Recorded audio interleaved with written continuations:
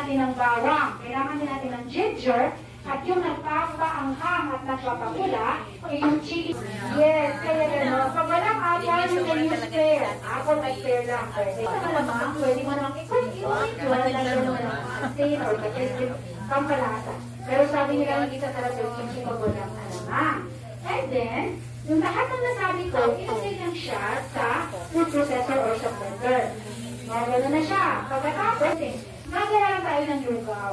So, yung glutinous rice flour natin, yung malamig na bigay sa powder niya, i-upload yung sauce sa kada layer. Lalagyan ng mas maraming sauce yung mas matigas na part. Okay? Para mas ma-absorb ng mabuti yung ating flavor. Then, yung kimchi na to, pwede na siyang tikman ha, pero hindi pa po ito fermented. Kasi yung kimchi natin, nag-ferment siya after 5 days pa po. Pero, meron kasi kimchi dito. Pero, yung kimchi natin nakakapag-last sa refrigerator for more than 1 year. Okay? Nakakapag-last. And maraming health benefits yung kimchi ha. Marami siyang vitamin C. So, it's going to be impression in the body. Marami siyang sa health. Ano pa? May anti-aging, anti-cancer. Okay? Then you can make many dishes out of kimchi.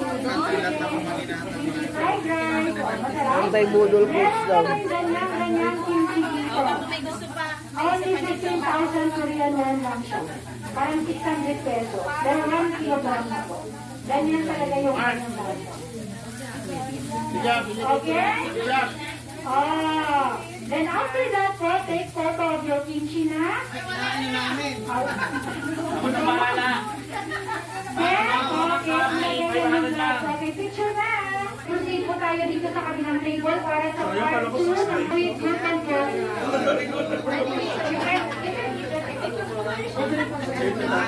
Ha? Kasi yung mga boss dito. Kasi yung mga pero kung kung siya, pwede naman. Hindi na po.